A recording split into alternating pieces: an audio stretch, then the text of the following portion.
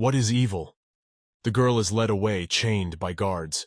They claim she's the devil. The people in the square were pointing their fingers at the girl and shouting that she was the daughter of death. We should kill her! The country is in this state because of that woman. And it's her, that woman. Evil that must receive punishment. Miliana Bridget Pearl. She's sentenced to death, the guy said, pointing his sword at the girl. Is she? Committed a sin that deserves death from a loved one. Julius, cried Miliana. She begged him to believe her that she was not guilty. She begged him very much. He wanted to trust her, however. Miliana screamed with her last strength because she realized she was about to be killed. Suddenly she saw that Julius felt sick. He started coughing and choking heavily. The coughing intensified and began to bleed already. Miliana cried out, "What's wrong with him, Julius? What's happening to you?" The boy fell to the ground from unconsciousness.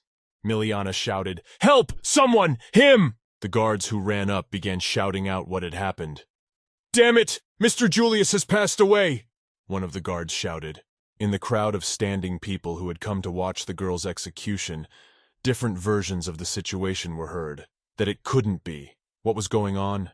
Mr. Julius? That woman was a demon after all. Desperate, Miliana could no longer scream. She said, "Julius, it's a lie." She died again. All the people Miliana loved are dying. She wondered why the Almighty had given her such trials. "Everyone you love is bound to die," came the voice of a man who came up behind Miliana. "How could she?" screamed the guy. "Damn demoness! How dare she kill his brother!" he shouted, grabbing Miliana by the hair. "Rufus," said Miliana, "that she did not kill him," but the boy cried out, "Why did she kill him?"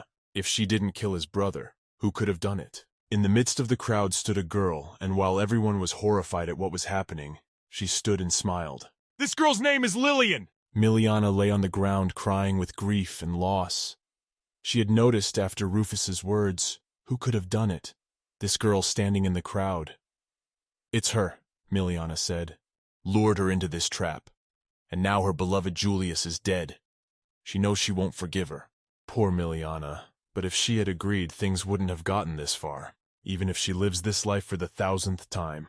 "Farewell, Miliana," swung Rufus's sword. "But she will have her revenge. The people she loved and even her life were taken from her. Now she has nothing left. Why did it have to be like this? Miliana, this daughter of death, this woman, isn't she like the devil? What lures men and kills them? She seems to take out their hearts and eat them." That's what the girls in the palace were gossiping about. They were shivering just talking about this girl. It's a lie, but people find scandalous rumors more interesting than the truth. After all, what men were close to her, and the truth was, all died under mysterious circumstances. Therefore, sinless, she was nicknamed the Daughter of Death, prior to the execution incident, a time earlier in the day. "My goodness, Miss Lillian, are you okay?" asked one of her friends sitting at a table sipping tea. Miliana's older sister is a real poor girl. She desperately longs for love, but apart from that desire, she's actually a lonely person who can't give anything in return. Liliana told her friend sitting next to her that she was so sorry. Why did she take everything away but Miliana? Is she courting her brother? She has no ability, no position. How dare she hang around her brother? Foolish woman. I wish she were dead. Why do they hate her? Miliana. "Ah, Julius, my Julius, my love," said Miliana, for all was well. "Why was that so? How could he wish her dead? He's mad at her." Flashback. Why she did that Julian didn't understand. He was very angry with her. He too, for some reason, began to hate Miliana. The one who understood her, Julius. You were the only one who understood her. Why is that? Why doesn't anyone love her? She wants to get back what was taken from her. But who can help her? A voice of uncertainty is heard. That if that's what she wants, he'll give her a chance. What are you talking about? Is it really possible to take it all back? However, for her right now, the outcome wouldn't change. We need to put ourselves aside. She's ready to move decisively towards the goal. Yes, she can't end up like this. Her life and the people she loves. If she can just get them back, she'll do anything. Just don't forget that determination. Okay then. After 1,000 days and nights, having lived countless lives, before reaching the 1,000th first life, "I wish you happiness, sweet Zelo girl," the unknown mag said. There was a loud piercing ting sound, and in an instant Miliana was in a new life. "I beg your pardon, Mistress Miliana," said the maids in her room. Mirror. Bring a mirror, said Miliana. Mistress, said the maids. Quickly! The maids led Miliana to a mirror that was hidden behind a curtain, her face, which she missed dearly. Looking in the mirror, Miliana saw herself. She cried with joy that she was back and could make a difference. The maids began to ask what was wrong. Were you hurt? Miliana replied that no, she was fine. They were tears of joy. Finally, she was back to her life. Miliana was overjoyed and couldn't believe it. It's been so long. After hundreds of thousands of years of lives lived, Miliana, daughter of the Marquis of Pearl, has finally returned. Back in the town of Spherolite, it's her hometown where she grew up. That day in her first life, when she was tragically executed after following a mysterious voice, she was reborn in another world. In each new life, she was born into different worlds and different people. Sometimes a slave, sometimes a scholar, in a good environment. One time she was honored as a saint, but was used, and at the end, dubbed a witch and burned at the stake. Another time she was an ordinary office worker and lived a monotonous and quiet life. But in each life there were general rules. First, on the day of her 17th birthday, the memories of her past life would definitely come back to her. At that moment, she realized that she had been reborn. Secondly, 3 years after her memories returned, right before her 20th birthday, her consciousness would disappear from her reborn body. There were even cases where she died.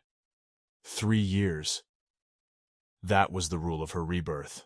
Just like the life of Miliana, who was executed right before her 20th birthday, she had been subjected to countless trials for a very long time, and it had changed her. "Mistress," came the voice of the coachman, "we will soon arrive in the village." The maid said, "Mistress, we must put on the cape." "What?" interjected Miliana. "Oh yes, help and thank you." "What is it?" thought the maid. Her name was Charlotte. "Mistress," she said, "thank you." She opened her mouth in surprise. Interesting, come to think of it. Miliana hadn't thanked people before. In her previous life, she'd taken being the daughter of the Marquis of Pearl for granted. And she had a disdain for servants. She never felt grateful to anyone. On the contrary, she thought they should be grateful that they could work for the Pearl family. She was such a fool, she reasoned. However, having lived different lives, she realized how servants felt. That any servant is also a human being and deserves to be treated properly. She now understood the meaning of the words he had said to her then. "Charlotte, do you know what day it is?" turned Miliana to her maid. "Today is your birthday, Mistress Miliana," replied the maid Charlotte. "Didn't we come to choose a gift from the master?" "Will you congratulate me too?" Mistress asked.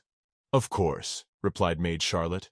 Miliana asked her maid Charlotte to pick out a necklace for her so she could walk herself. "Alone, you can't do that!" exclaimed Charlotte's maid, and became very excited. Miliana asked her why she couldn't, but Charlotte immediately started apologizing. How dare she say anything at all? But Miliana explained to her that she wasn't scolding her, just asking, and thanked her again for Charlotte's concern. But today is her birthday after all, and at least she wants to spend today as she wishes. Miliana pointed her finger, quietly informing him that it was a secret and that it wouldn't last long. Charlotte said okay, and that she would be waiting for her, asking where and when they would be back. Then when the sun goes down and the moon rises over the cross of this church, then she will return.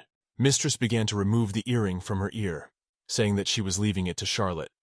If something happens to it, it will be proof that Charlotte was only following Mistress's orders.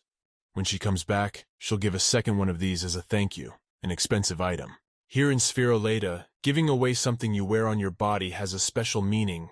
Between master and servant, it shows trust. It is also very honorable and can prophesy a great reward. I promise you in the name of the Pearl family, you will keep this secret between us."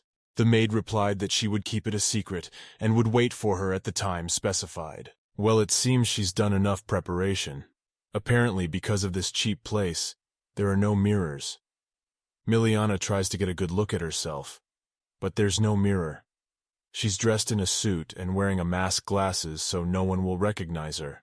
A disaster will happen if there are rumors that the Marquis's daughter is wandering around alone, so she needs to be careful. She's already had enough of rumors in her past life. She won't make the same mistakes now. "In this life, I will definitely change fate," Miliana thought determinedly. "To do that, I need to prevent the event that happened on her birthday. Or rather, it didn't happen, it will happen. By the lake in the woods? It has to be around here somewhere. He's here, Miliana said as she saw the guy standing and a group of armed men running towards him. The smart thing to do would be to wait until dark and attack. Apparently he's very confident, the men shouted to the lad. But you will die here, Prince Julius. Julius replied that he didn't know who was behind it all, but they had underestimated him. No matter how good your skills are, it's going to be hard to handle us alone. Go! Shouted the bandits. Kill him! And a sword fight ensued. During the fight, Julius said that only he should speak, not them. Julius, as expected, his skills are outstanding. He is proficient with a sword. Miliana had met him the summer she was 17 that day like today. The night shone with moonlight. So you are a daughter of the Pearl family and his name is Julius Aerospherolite, Julius said, smiling. Pleased to meet you, Miliana. Being a royal person, he spoke softly and with a smile to the nervous girl. However, his appearance from the last time she had seen him upset her a little. Well, that's all right, Miliana thought. She'll try to change it. He had been seriously injured that day. Come to think of it, now she thinks that's what started it all. There's definitely a reason why she came back into this life for her 17th birthday. Julius first, she'll save him and never let her loved ones die again. It's okay, my soul remembers this moment and it has prepared for action. These skills, gained in return for thousands of deaths, are the first step to changing destiny. No one would think an aristocrat's daughter could use a gun. This is due to the fact that she was a hunter in a past life and can handle a crossbow perfectly. She began firing arrows one after another at these brigands with confidence and speed. Questions arose about who was helping Julius. They shouted, "Where the hell did the curse come from? It's the Knight's Guards!" He seemed to be alone. Those who were left alive tried to run away. But Julius was not confused and continued killing with his sword. No time to look around, he thought. And that was Julius's skill. He didn't even need her help. He masterfully dealt with all the brigands alone as well. She knew he was known as the best swordsman, but this was the first time she had seen it in person. Julius is smart and strong, the first prince. As they left the forest, Miliana wondered what was wrong with Julius. He's so strong. Why did Julius get hurt on this day? She felt like she was missing something very important, and she tried to force herself to remember what else there was. We need to take a good look around. There will definitely be a clue somewhere. And then she saw someone coming out from behind the bushes, she thought. The crossbow is too late. If it goes like this, she shouted, "Julius, turn around!" Julius turned around and managed to dodge, but the strange bandit saw Miliana standing behind him. Who is he? She thought. With all speed, he ran at her with his sword. That's not a knight, she thought. All she could do was take an arrow and stick it in him.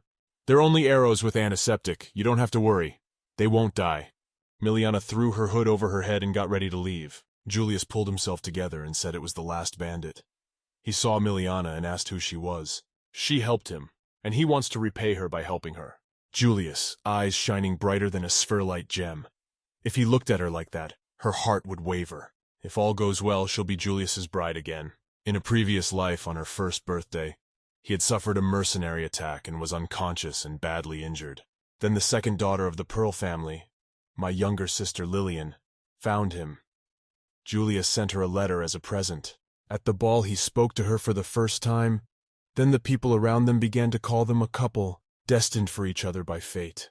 There were even rumors that they were engaged. The engagement was actually to Milena. Lillian congratulated Milena from the bottom of her heart and said that they were not in any relationship with Mr. Julius. She heartily congratulated her on her engagement. Lilia told her so. Since it was a political marriage between families, it was natural that the eldest daughter was chosen. At the time, Milena unapologetically was rejoicing in an honorable wedding. At the time, she didn't think it would start the rumors that would lead to her death penalty. A thief, a villain, tried to kill Mr. Julius.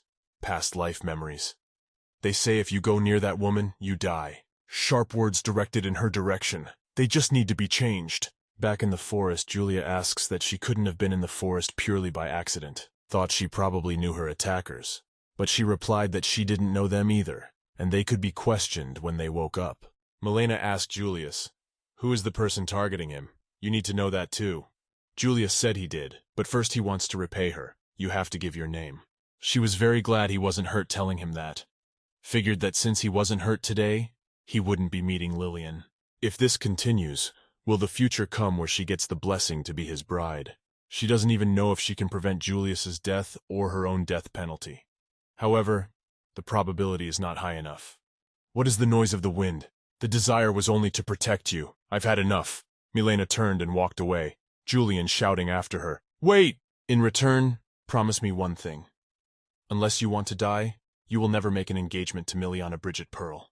Some time passed. He stood on the balcony and thought about the words Miliana had said to him. What it meant not to be engaged. After all, that woman, he couldn't see her face, but she was very good with a gun. She was also quick to assess the situation. She had a lot of experience in battle. Thought she was a mercenary, but she said she wanted his safety. What is it, Julian wondered? What should he do in this situation? Marquise Pearl's family. He'd seen her on the bride list, but hadn't paid much attention. There was a knock at the door. The butler knocked, came in, apologized, and said they had locked the captured mercenaries in the dungeon. Julius said, Good job. We'll just spend tomorrow. You can go rest. There's another assignment. Find out about Marquis Pearl's family. It's secret, don't forget. I got it, the butler replied with a report after investigating. When the butler left, Julius continued to speculate about Mr. Prince, the first prince. Your Highness. They usually call him by that name. However, that woman called me by my first name. There might not be much significance here, but it bothers him. That woman and those words of Miliana Bridget Pearl. Back to Miliana. The maid received her 2 earrings as promised. She couldn't be pleased with them. A very valuable gift. But Drill got so caught up in this expensive gift that it was all about timing. She was met by the head maid who admonished her for standing around doing nothing. She needs to quickly change and help Mrs. Miliana. Well, even though she'd been scolded, Charlotte still couldn't say goodbye to those earrings. She held them tight with her hands clasped together. If the master found out, she would lose her life. But Mistress confided in Charlotte the maid. Charlotte brought a box with something in it for Mistress. Is that the necklace I bought today? Miliana asked. Yes, it's that necklace too. But I wasn't sure if Mistress would like it. But Charlotte was worried for nothing. Mistress really liked this necklace, and it will go well with the red dress. She would be sure to tell her father about this beautiful necklace with red stones at dinner. Charlotte thanked her mistress. Charlotte thought Mistress was a very cold person like the others said.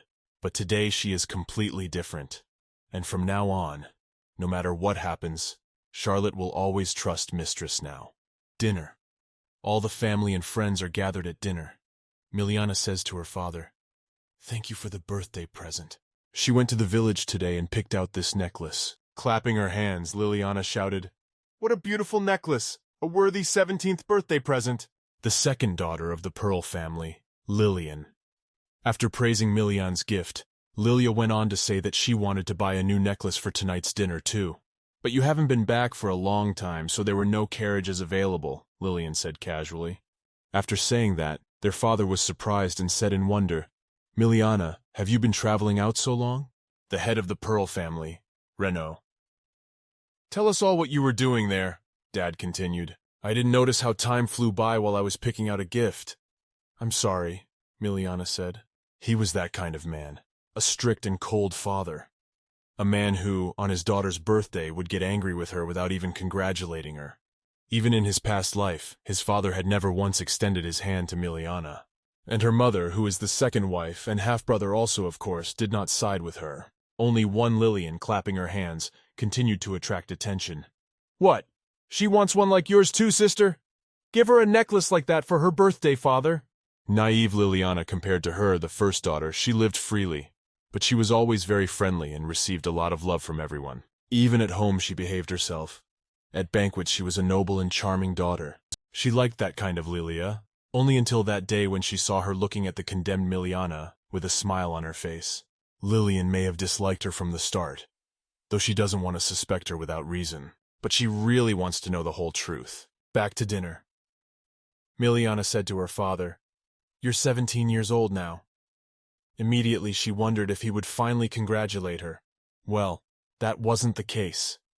Her father said it was time for her to find a suitable mate, so she had to choose a worthy candidate. Miliana was very much surprised that so soon her father spoke of the engagement. In a previous life, because of the turmoil caused by Julius's rescue, Lillian and Miliane had not spoken of their engagement on her birthday. Because of this, she remembered that her father was a man who decided everything on his own. A man who, even at a moment like this, doesn't look her in the face but continues to eat his dinner. Her father told her to come to his office tomorrow. Miliana got up from the table and wanted to leave, but Lillian said that Sister T was not served yet. Miliana apologized, saying that she was a little tired, so she would go to rest and drink tea without her. Because of being the daughter of a marquis, she had strict restrictions and only lived as her father would say. After all, she didn't have a happy future waiting for her. In her past life, among the 3 people who killed her, the first was her father. That's why she won't marry anyone. The next day, Miliana visited her father in his study and told him that she would not marry, not to anyone. Her father became furious and yelled very hard, and thus this time she would surely save everyone. As usual, the rumors were spreading very quickly in the castle, and it was already picked up by the maids, who were standing around discussing last night's dinner conversation and what the lady had said. They were talking about the fact that everything was spontaneous, and Miliana had not expected it, that she should choose a suitor already. Never before had she been angry with her father. In the study, she let him know she was here and told him not to pretend he hadn't heard anything last night. She had no intention of dissolving the marriage. Father continued by handing a piece of paper to Miliana on which something was written. He said, "Read everything from the marriage conversations you've had with me. I've chosen a suitable candidate. Read it all carefully," he added again because she wasn't listening. Putting the sheet on the table, Miliana said she didn't need any of it.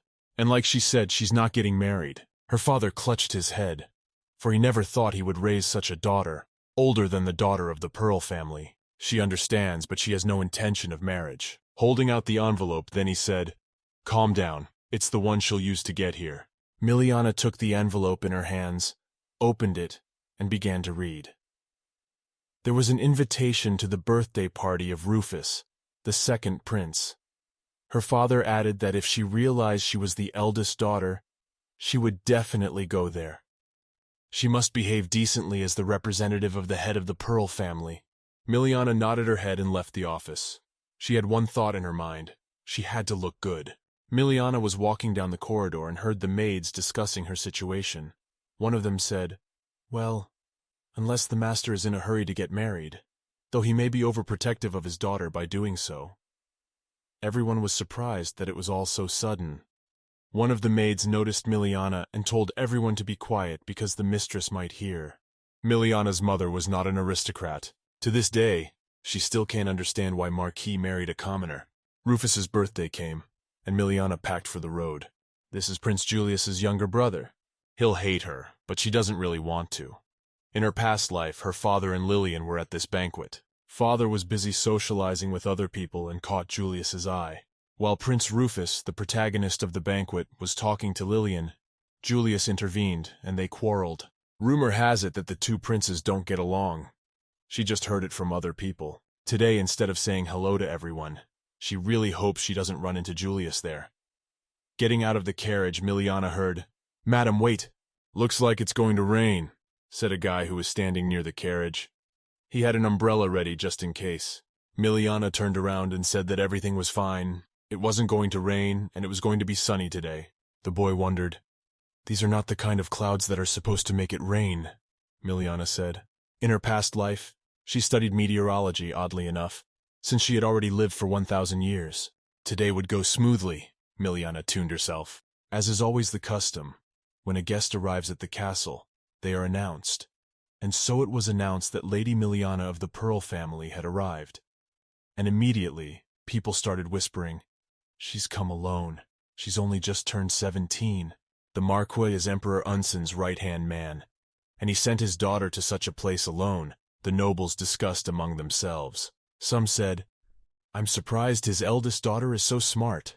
As Miliana walked down the hall, her thoughts were, well, there's no way around it without whispering behind her back. She was attracting too much attention. "I apologize," hearing such words. Miliana turned around. "Lady Miliana Bridget Pearl, thank you for coming today." Second Prince Rufus said this while addressing Lady Miliana. Rufus is Julius's younger brother, and he is very different from his brother. People compare him to the sky, as beautiful as the first star that shines in the evening. Second Prince Rufus. Beautiful hair, grew up handsome, and his cheeks and lips are as ruddy as when he was a child. But it's all politics. Not as important as the air, because it is, and he can't be interested in politics. Miliana smiled gently and said, "Thank you for inviting me." Just then, the voice of Mr. Julius rang out. Miliana turned around and said, "It's Julius." Well, if Rufus is the first star, then Julius is the blue moonlight. He who shines brightly with blue light. Julius, we should greet him.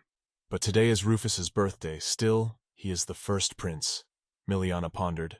Julius walked over to Rufus and wished him a happy birthday. Though congratulations were not necessary, Rufus said. Julius asked in surprise, "What do you mean moon that can't even shine on its own?" His hand trembled for a moment, saw them both and thought, "She doesn't want to face Julius. We should eat to hide." Rufus turned around and ran with the words, "I apologize." Rufus caught up with Miliana and asked, "Is she really leaving already?" "In fact, she loves places like this," Miliana said. "Mr. Julius, they say he has already caught the thugs. I wonder when he will marry." "Julius, after all," said Rufus. "That's why I'm here. There's room. That calms the mind. I will guide you and show you around," Miliana said. Miliana asked, "Do you like to draw?" Rufus answered now. "Of course I do. That I enjoy drawing very much. In a past life, Milena was also an artist." Rufus asked, "Among all the paintings, do you have the one you like best?" Miliana replied, "This is the painting that is the biggest. The first painting that caught my eye as soon as I walked in here. It's a night and flowers illuminated by moonlight," said Miliana. Rufus looked at the painting and said, "It's really beautiful," and then shyly replied, "Isn't it beautiful because it's a picture drawn by a child?" She asked, "Isn't it really a child?" The picture next to her was painted by a court painter, but in her opinion, this one is much better.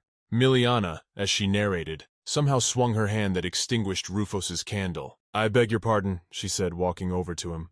She reached out with her candle to water Rufus's candle. When their candles made contact, Miliana said, "Happy birthday, Mr. Rufus, though I'm too late in congratulating you." Mr. Rufus replied, "Thank you very much for the nice congratulations." Miliana noticed that he was completely different from his previous life. "You're really good at drawing," Miliana said. Rufus was very surprised. "You don't know where from?" Miliana smiled and said, "But still, do you like to draw?" Rufus replied that it was just a hobby. "It's not as useful as Big Brother's fencing," Miliana added. "It's all wrong," she said, "that paintings enrich a person's consciousness. It's not at all like what you can compare to a sword, especially this painting at first glance. It looks like it depicts a brave knight, a painting depicting the harmony of the night and the love of the flower of the soul," she continued.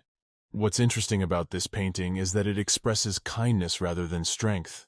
The artist who painted this picture is a very heartfelt person," Miliana said. "She seemed to like the painting very much, and I don't deny that I fell in love with it at first sight."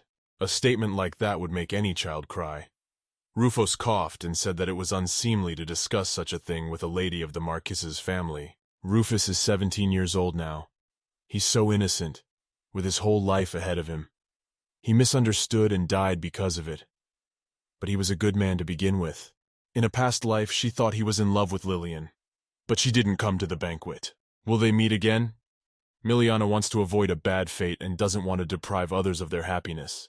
A butler came into their room and told them that Mr. Rufus should go back into the hall. Rufus held out his hand and said, "Very well, Lady Miliana, let's go." Her father's words about looking good were echoing in her head.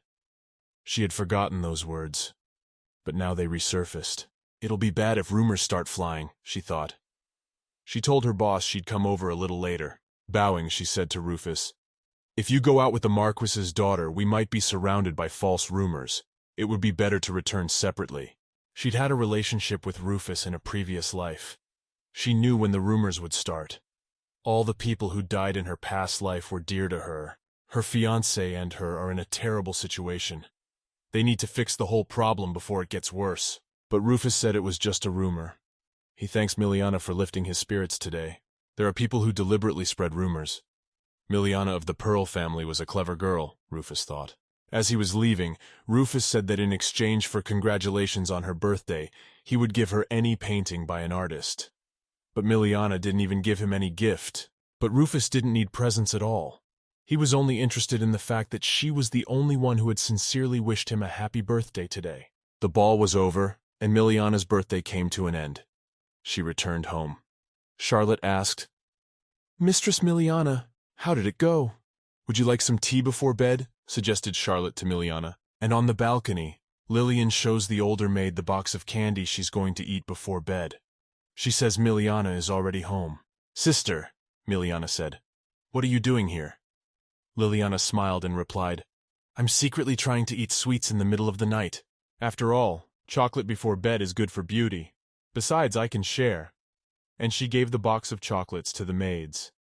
They were surprised that she gave them candy.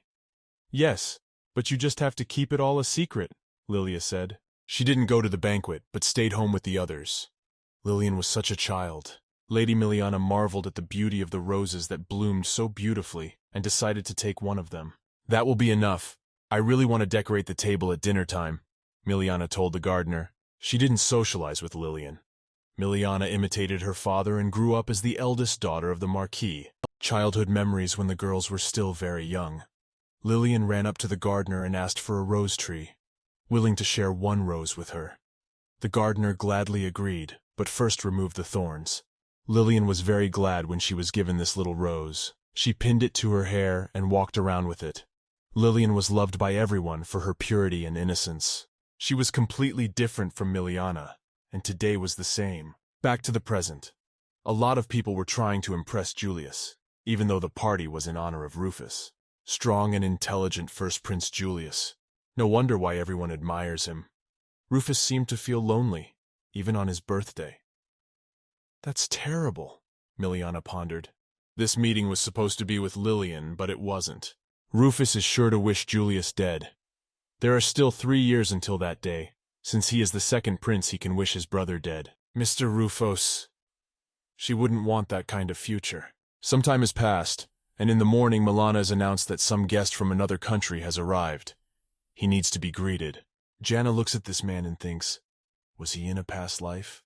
She doesn't recall him, who it is. Obsidian is a neighboring country with magical ore and advanced magic. In Sparrowlight, magic ore is mined in a small volume. She hadn't met any Obsidian people in her past life, but I think she'd seen one somewhere. The man turned to her. "Are you Miliana?" he asked. "Are you uncomfortable?"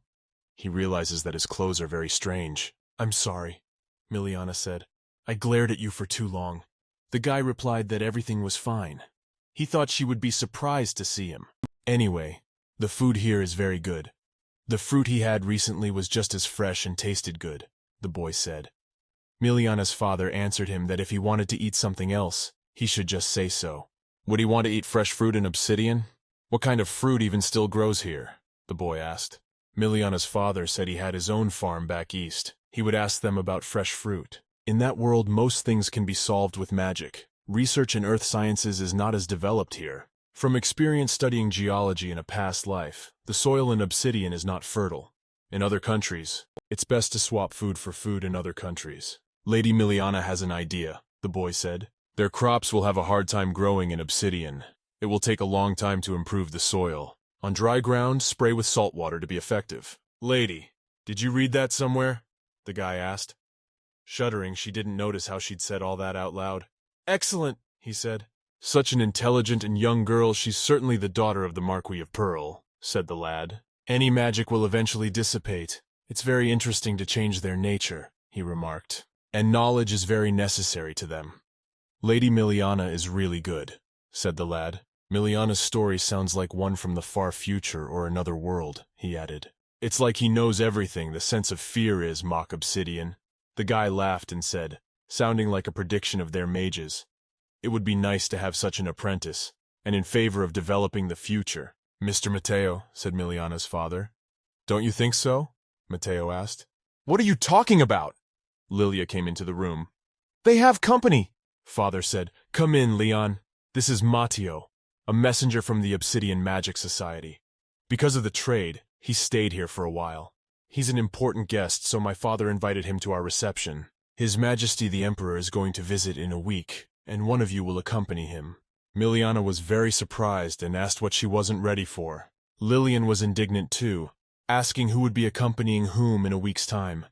He said that Matteo would decide for himself. "The Marquise's daughters are so beautiful and educated," Matteo said. "I don't even know." A little later, in the wrestling garden, Lillian and Miliana were strolling. Sister, I'm so nervous. Our father has given me a chance, and this is the first time, Lillian said. Miliana doesn't want to fight with Lillian. If only the person who executed her in her past life could have been Lillian, she thought. Miliana began to chase those bad thoughts out of her head. No, it hasn't been proven yet. After all, Mr. Rufus was different then too. Lillian has no reason to hate her. Sister, Lillian said. Why do you have such a gloomy expression on your face? It's like you're powerless. You should rest. And Lilia laughed, saying, If she is chosen, please don't be offended, sister. Miliana looked at Lillian and said, Yes, but thought, even if Lily's trying to kill her, she won't let it happen. Because last time she went alone to the second prince's birthday banquet. And Lillian wants to do that too, the girl said. Come to think of it, originally Lilia and Rufus were supposed to meet that day. Maybe this is a chance to turn the meeting between these two around, Miliana thought. Let Lilia hate her, but there will be no such thing as happiness. Wouldn't it be better to date Rufus herself then? I'll give in this time, sister said. The girls strolled further into the garden. Sister, what are you thinking about? Liliana asked. Nothing much, I just want you to be happy, said Miliana. Lillian confirmed that she too wanted Miliana to be happy. This is life, a chance to prevent the death of a loved one, Miliana thought. Above, Mateo came out into the courtyard and said, But it's not that simple, Miliana. The next morning, Lillian was walking in the garden picking flowers. When she saw Mr. Mateo, she said hello and wished him good morning. Lillian saw Mateo and asked, Did you sleep well tonight, Mr. Mateo? Yes, quite. What's the matter? Mateo asked. Nothing much, just that she would like to decorate his room with the flowers she picked from the garden. Lillian asked, Do you like flowers? Sure, thanks for taking care of me, Mateo said. They do have a nice fragrance. Thanks to you, I think I'll be able to sleep soundly. If you don't mind, I'll walk you out tonight, Lillian said. Miliana went to the window and saw Lillian and Mateo talking. It's to her liking. Whether she wins or not, I'll give in to her. And that's enough, Miliana thought. Lillian and Mateo marked me in the garden, sister, Lillian said. The flowers are so beautiful, Miliana pointed out. Lillian plucked them for Mr. Mateo and for her sister, holding out the bouquet to Miliana as well. Thanks, but you shouldn't have bothered, Miliana replied. Mateo laughed and emphasized that they really were friendly sisters. Lillian slipped her arm around Miliana's waist and shouted, Yes, yes, we never fight with her, only grow even closer together. We never fought with her, just grew even closer, Lilia said. She used to ignore her when she tried to talk. But like that flower, you're beautiful, Lilia said. Maybe things will change, Miliana thought. She wants to show the neighborhood to Mr. Mateo today. Would you like to walk with us? Lilian said. Miliana said, No, she's staying home. Mr. Mateo is someone she hasn't met in a past life. It's better not to build a false friendship with him, Miliana thought. Lillian, thank you for the flowers. I'm sorry to leave you like this now, Miliana said. Just so we don't have a repeat of the unfortunate ending. Time to seat her for Lillian, she thought. While Miliana was trying to leave Mateo and Lilia alone, her father came toward her, telling her what she was thinking. Doesn't she have any intention of defeating Lillian? After all, the purpose is to entertain Mateo, father said. And Miliana thought Lillian was perfect for it. Don't forget it's a competition, her father reminded her. Said the father, This is your chance too, don't forget that. They're Pearl family. She has to contribute to the family, Miliana thought. But she doesn't want to compete with Lillian. Ready then? To get engaged instead, father said. You'd better take it seriously. To turn if he loses, Miliana said. It will never happen. Learning in a past life why she died in a past life before everything was revealed. Her relationship with Lillian will nicely become a hook. Things can't go on like this. She wants to be as close sisters as we used to be. I mean, it's possible. Doesn't Mateo know who he is? Miliana thought. There was a knock on the door. Miliana asked, Who is it? Miss Miliana, Mateo said. You'll have some time. Mateo, seeing him, Miliana said. I apologize for coming so suddenly to you. It's nothing. It's all right, Miliana said. It's very good that he came in time. He seems to be reading her mind for sure. I wonder why this man arrived here, Miliana asked herself. They sat down at a table and started drinking tea. A conversation ensued. Mateo says that they are going to export weapons. Of course it's for protection. You don't need to worry so much. Rather, it will be useful for preventing war, Matteo said. Using the power of obsidian magic ore, one can organize excellent defenses. You already know, obsidian magic ore is very powerful. If it were to be used to attack, the entire world would be covered by us. However, since the magicians protect the obsidian with a magical barrier, the export of magic ore is turned on. Therefore, it is impossible to get it out of the country. The obsidian don't want war. They only want to share our new technology. Miliana listened intently. She thought it made sense, but he seemed to have another purpose, or she was too suspicious. Matteo continued. Then since you started about it, can he ask her about the Holy Stone, a power that has no magical ore? Besides, unlike magic ore, it can be handled by anyone who isn't a mage. That's really interesting. Nevertheless, it is a very valuable item, Miliana said. It's very difficult for ordinary people to obtain this item. Not even every nobleman is able to find it. Only adults can know how to use them. It's like fading flowers blooming again, Miliana said. It suits your country perfectly, Matteo replied. Well, didn't you know that yourself? Matteo asked. No, she knew how it healed others and had seen the Holy Stone herself. Of course, you can't save something that wasn't originally destined for you. That's all for you. Well, you are well aware of the power of stone, Matteo said. He must have noticed that she was startled. But Matteo said, You must have read it in books too, and Miliana calmed down, saying, Yes, she read it in books. Do you like to read very much? Asked Matteo. Yes, replied Miliana. Their entire conversation was overheard by Lilia standing outside the door. You pretended not to care about her, taking her by surprise. Your sister is very pretty, Matteo said, but isn't she a little ambitious? Lillian felt that everything was too strange. Her sister, who had always been inactive, suddenly objected to her father. And that embellished her character even more, she thought. That it's strange, but has she developed a sense of greed? Thought Lilia.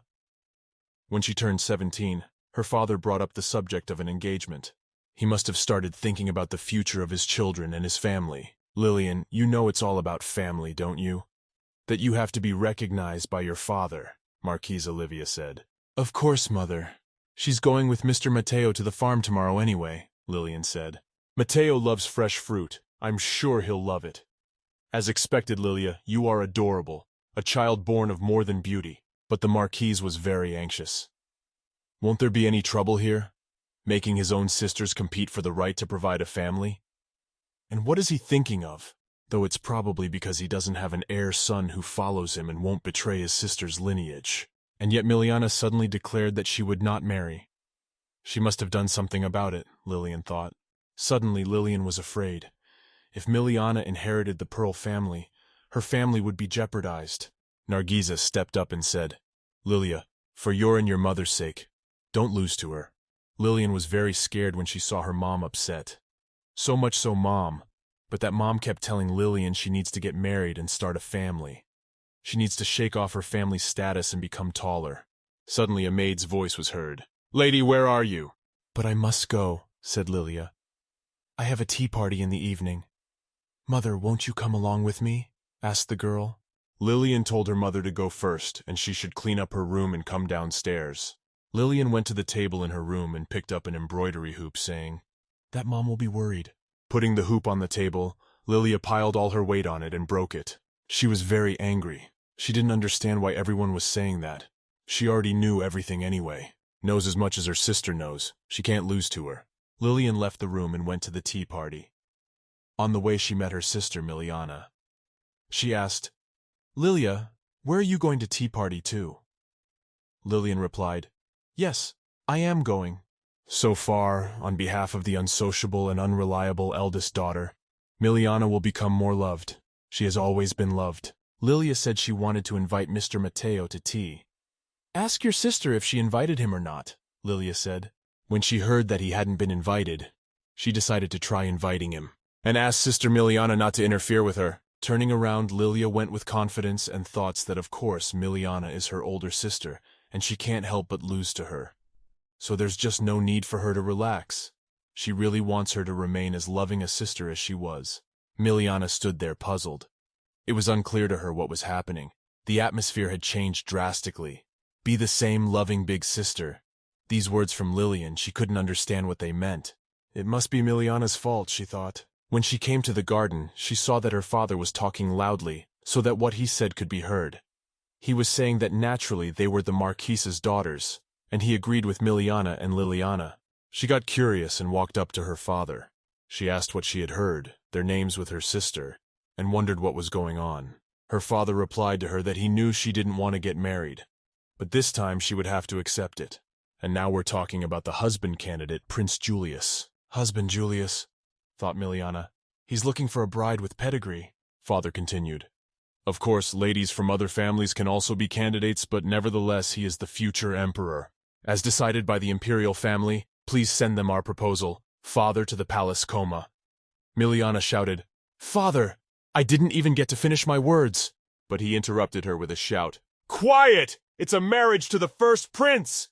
Do you think you have any say in it? They will, if they don't accept, send a letter of refusal. Don't you know how good Prince Julius is? Said father. Miliana shuddered in that moment, realizing that she knew him very well because she loved him, loves him very much, and that's why she can't be with him. Miliana stood and argued that she would not be chosen. Father said that perhaps then he would hope for Lillian. The next day came the imperial palace. Julius was sitting at the table, and in front of him were many letters. The butler who had brought it all was standing in front of the table. Julius said thank you to the butler, but there were 46 candidates who responded to him, and he has to meet with everyone so as not to disrespect the candidates. He asked to familiarize himself with the entire list. Julius's engagement, if the marriage works out well, the nation will breathe a sigh of relief. Julius's relationship with the most beautiful girl is his duty. If you like anyone, please let me know, the butler said. Women, Julius said. Recent events on the Empress's part have become unusual. She has appointed new people to her entourage, keeping all her vassals under control. Of course, that in itself couldn't be a problem. Solve such problems, thought Julius. Seems like no big deal, but at this rate all those who want power will gather around her like bees. It's only a suggestion, but one must be as vigilant as possible, Julius pondered. In order to do that, he needed to strengthen his position as a prince. While Julius was thinking about what to do, someone entered the room, with the words, I've heard some interesting news. I've heard rumors that the prince is racking his brains over who to choose as a wife. It was his brother Rufus, and Mr. Rufus said, Good afternoon. Rufus continued, It takes at least a week to go through all the documents and candidates. Butler replied, They are all ladies from prestigious families who will be of great help in the country. Yes, thought Julius. For the country, the fate of the first prince is indeed a hard one. Rufus said he would pick a girl he liked, so he doesn't have to worry. Taking the list in his hand, he said that at any rate, among these candidates, the remaining ones would not go to him. He asked Julius. The list opener says, Let's pick someone together. Then came the loud voice of the butler. That's impossible, Mr. Rufus. These documents should only be viewed by Prince Julius, and moreover, the position of the first and second prince are different. Julius walked over to Rufus and snatched the letter from him. Opening the letter, Julius said, This is the family of the Marquis of Pearl. That's the girl who was at your birthday party. Julius asked, And which girl of the two are you talking about? The same age, after all. Taking out a card which bore a picture of Julius, he said, Miliana Bridget Pearl. Rufus hastened to say that he probably hadn't met her, had he? Right, he hadn't been there then. Julius asked, So I'm not allowed to treat this girl? Who is it? Rufus asked. Someone he doesn't know, was the reply. She called him Prince Julius, a man who knows him well, and told him not to marry her. Repeating again Bridget Pearl's Miliana, Rufus and Julius were surprised at this. Miliana kept worrying about him not picking her, and she had high hopes for Lillian. She kept saying that Julius had to find a way out to avoid death. She couldn't be engaged to him this time, ever. She decided to put her feelings aside. Entering the room, the maid asked, Madam, are you unwell? Miliana replied, No, nothing, just a little tired and brooding. The maid brought a cup of tea to Miliana, leaning over to her. She said, wanting to say something, Miss Miliana. Maid Charlotte shouted that she was always on her side and needed to cheer up. When she heard that Charlotte was on her side, she was surprised. Did she really have any other allies? Thank you so much, Charlotte, Miliana said. It's nice that Miliana's life has slowly started to change. Charlotte, the maid, again tried to calm and cheer Miliana up, but the maid told her it was all right. It was all right. She had no allies in this one either, and she would not fail. There was a knock on the door. Another maid came in and said, "Madam, I apologize, you have a visitor." Miliana turned around. Who wasn't expecting a visit? Upon entering the room, the guests announced, "Second Prince Rufus." The girl jumped up with the words, "Oh, Mr. Rufus, what a surprise!" As she approached Rufus, she leaned in. He told her, "Let's not get formal," he said. Today he came to her to repay her gift, standing there with flowers and a bunch of presents. Miliana was very much surprised as she took the bouquet of flowers and said that these were all her gifts. What was so much for? Rufus said he just wanted to see her, home to visit her. "Thanks to you, I've lifted my spirits," Rufus said. "So please just accept the gifts. It's from the heart." He was sorry he was so late, though he wished he could give her a dress or jewelry, though he probably shouldn't give something like that to his brother's bride candidate, because the imperial castle wouldn't allow it. Miliana replied that she dared not accept such an expensive gift. Miliana asked, "Did you come here for something else, Mr. Rufus? It's unlikely you came here for nothing." He'll get ahead of his brother, Rufus thought. For a moment, Rufus was flooded with memories of when they were little boys with his brother. The most beautiful saber in the entire arsenal went to Julius. The big fancy room went to him too. Even the last cherry cookie is also to Julius, simply because he was born first. Everything in the country belongs to the brother. Everything he wants always takes him before his eyes to his older brother's happiness. He hasn't met Miliana yet. His brother wouldn't want to get into any unnecessary trouble, he thought. For the relationship between him and Miliana to spread, he will be able to take her for himself. Looking at the jewelry box Rufus had given her, Miliana said, "What a beauty." "You didn't even try to impress the imperial family at the last party," Rufus said. "But you've also decided to become the prince's bride, haven't you?" "Marriage to the first prince, right?" asked Rufus. Miliana immediately exclaimed, "Perhaps you can help her not become the bride-elect." The fact that she refused to get married, but her father forced her to. Miliana said that she didn't want to get married. Rufus was very much surprised by this, but at the same time, he was glad. Not far from Miliana's room was her father's room, who, looking out the window, said the house had gotten noisy. Matteo, who was in Miliana's father's room, said, "You must have guests. Would you like to see them?" Just as she had done all this time, Lillian stood under the door and eavesdropped on the conversation between Matteo and her father. Father said, "Yes, of course. Let's end our conversation about magic ore at this point."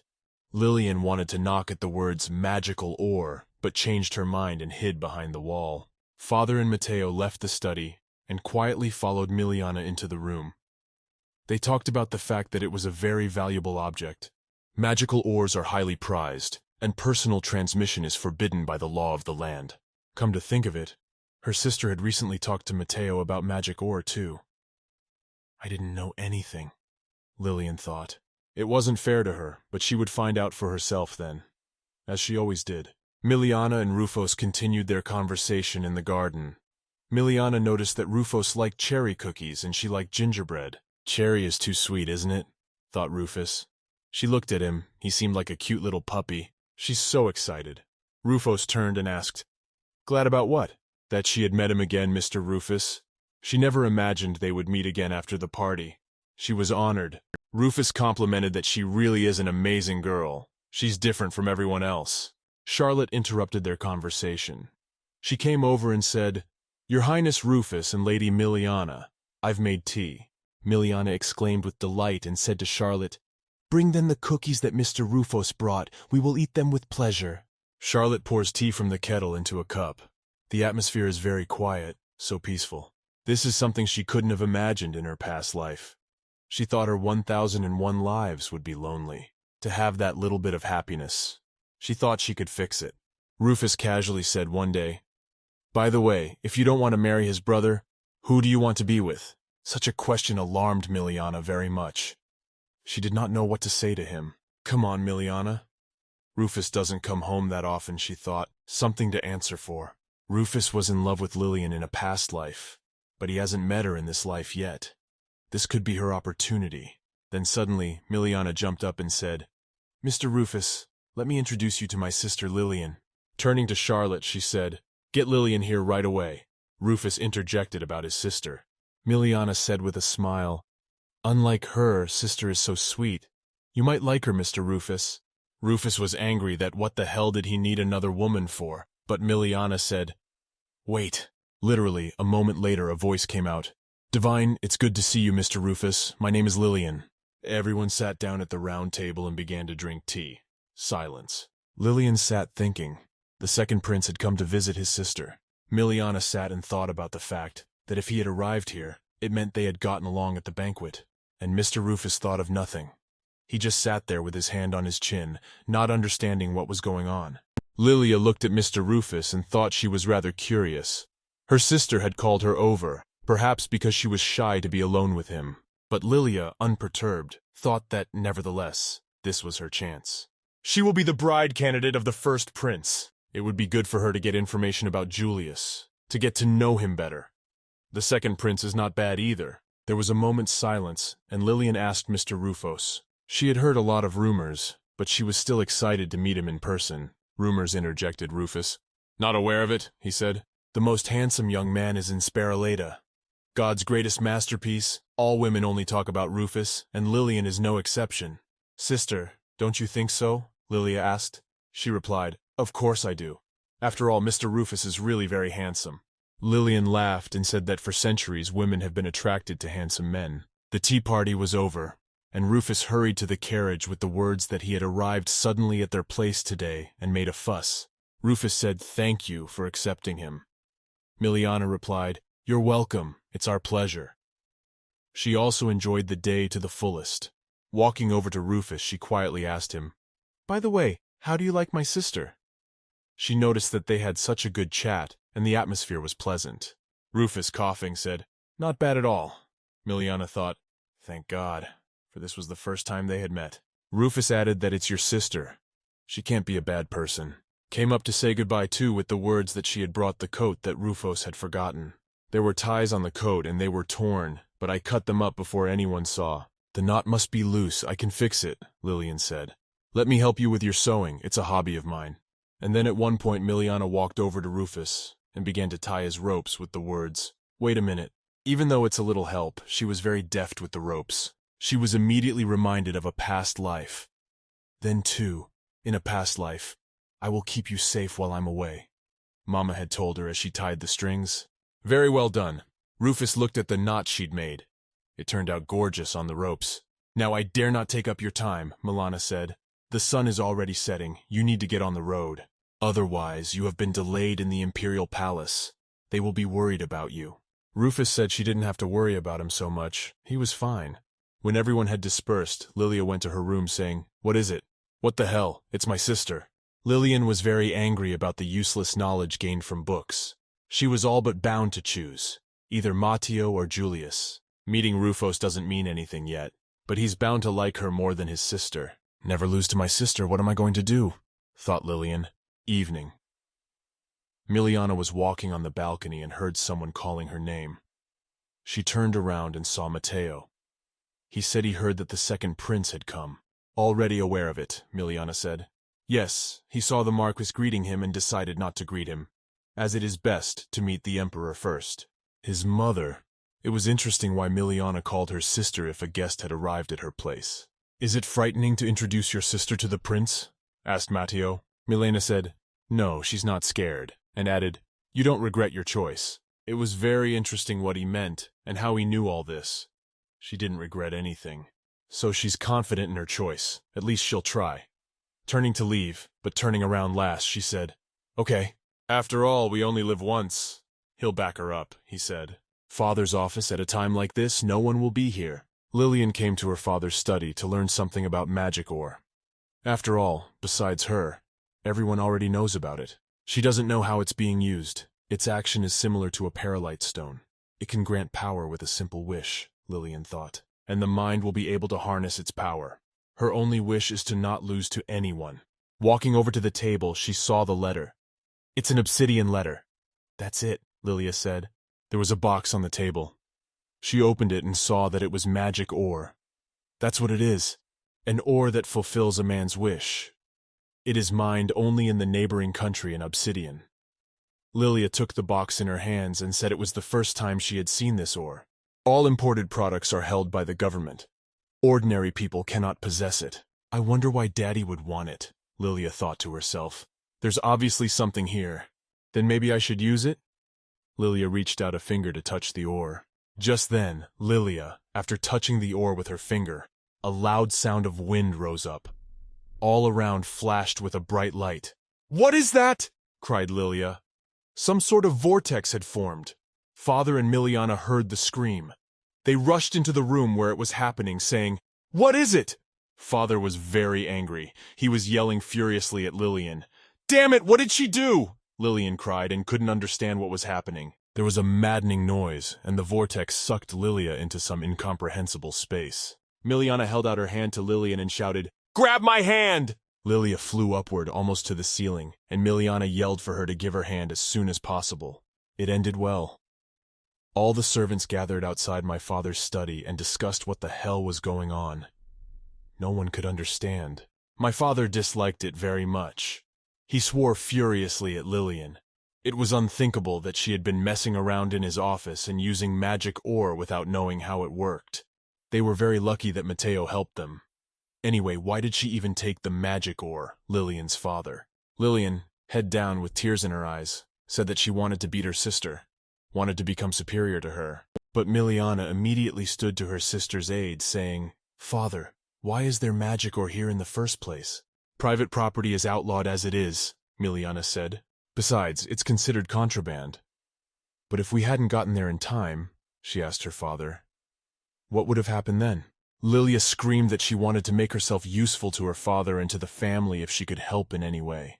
But her father replied to her that he thinks about it all the time too.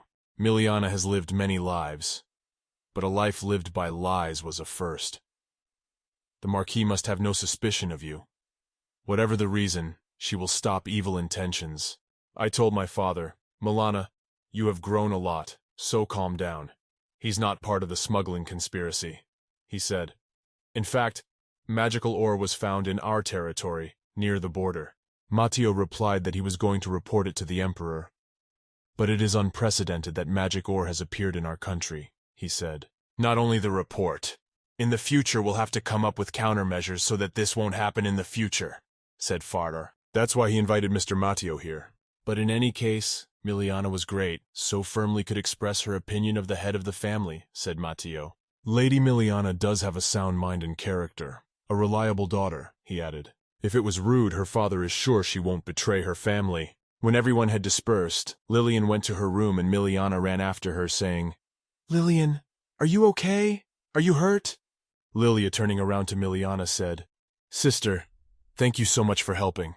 Now Mr. Mateo will definitely choose you," Miliana added.